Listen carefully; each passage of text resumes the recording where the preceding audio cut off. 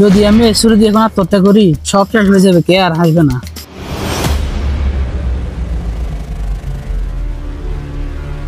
কিরে, আজ তো রেজাল্ট দিবে, আমি তো ভুলে গেছি।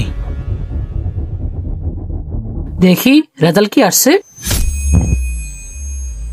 এটা কি হলো? হ্যালা, এখন কি করবো আমি? একটা সাবজেক্টে ফেল, এখন আমি কি করব? হ্যালা, আমি শেষ।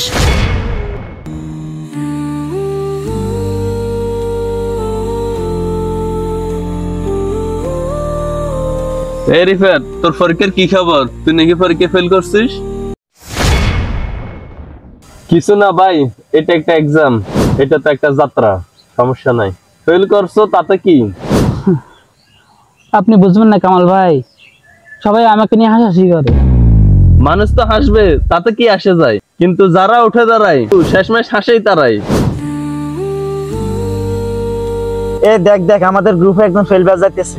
আচ্ছা বলতো, এর মতো পুরো একটা ছেলে কিভাবে ফেল করে? ভাই তোরা আমাকে নিয়ে মজা করছিস, আমার তো খারাপ লাগে। আরে না, রাগ করিস না ভাই, একটু ঠাট্টা করছে। কিন্তু তোমাদের কাছে আমি ঠাট্টা, কিন্তু আমার কাছে আমি ব্যর্থতা। সবাই হাসে, কেউ বুঝে না। আমি চেষ্টা করছিলাম, শেষমেশ আমি এখন ব্যর্থ।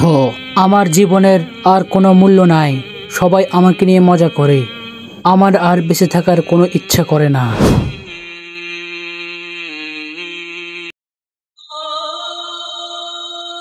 যদি আমি শুরু দিয়ে এখন আত্মহত্যা করি সব শেষ হয়ে যাবে, কে আর হাসবে না।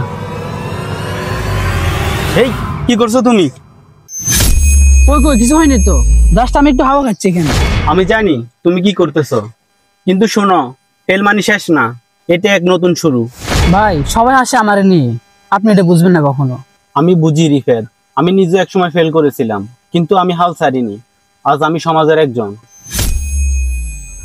রিফাত, তুমি কি জানো ব্যর্থতা একটা সিঁড়ি, নিচের ধাপ ছাড়া উপরে উঠা যায় না।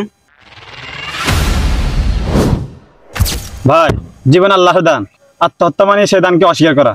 যে হতাশ হয় সে হারিয়ে ফেলে আল্লাহর রহমত। হুজুর আমি ভুল করছিলাম, আমি আবার চেষ্টা করব। আল্লাহ তোমাকে সহজ করে দিন। মনে রেখো, সফলতা মানে শুধু রেজাল্ট নয়, বরং মনোবল। কিরে রিফাত, তুই তো একদম বদলে গেছিস। ভাই মানুষ তখনই বদলায় যখন সে নিজের মূল্য বুঝে ফেলে। আমরা ভুল করেছি রিফাত, আমাদেরকে ক্ষমা করে দাও। তোমাদের কোনো দোষ নেই ভাই, তোমাদের হাসিটাই আমার যে গোটার কারণ ছিল। একটা ফেল মানে জীবনের শেষ নয়, বরং এটা এক নতুন শুরুর সুযোগ। মানুষ তখনই হারে যখন সে নিজেকে হেরে যেতে দেয়। নিজেকে ভালোবাসো, আত্মহত্যা কোনো সমাধান নয়।